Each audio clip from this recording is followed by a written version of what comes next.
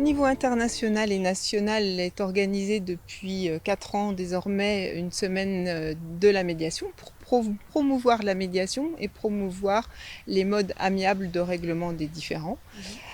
Au niveau du département de la Vendée, nous avons une chambre d'arbitrage, de conciliation et de médiation qui rassemble des arbitres, des conciliateurs et des médiateurs. Et il nous a semblé indispensable de faire connaître la médiation, de faire la promotion de ce processus qui est méconnu du grand public.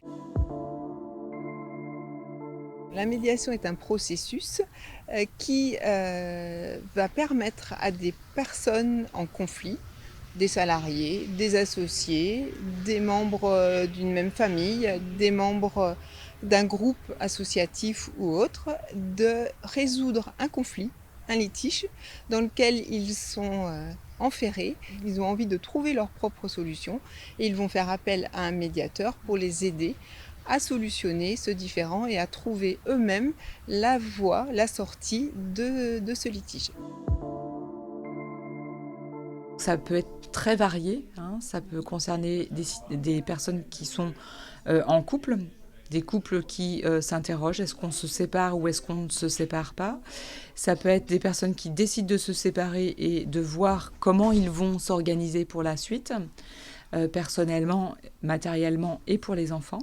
Et puis ça peut être aussi des fratries qui, à un moment donné, suite à une succession, ont des différends. Ou alors ça peut être aussi des situations d'une fratrie adulte qui a des décisions à prendre pour un membre de la famille fragilisé. Souvent, un conflit, ça fait peur. L'idée, c'est que les personnes, elles sont avec de l'inquiétude et elles se disent c'est catastrophique. Alors que non, un conflit, c'est souvent quelque chose de positif. Ça fait émerger des besoins nouveaux face à une situation qui est parfois nouvelle. Et l'idée, c'est plutôt d'aller entendre ces besoins et puis s'appuyer sur les compétences des personnes pour trouver leurs propres solutions, les faire émerger. C'est un outil de communication qui aujourd'hui commence à se démocratiser. Cette semaine-là sert aussi à acculturer en fait les gens, les prescripteurs et puis les utilisateurs à la médiation.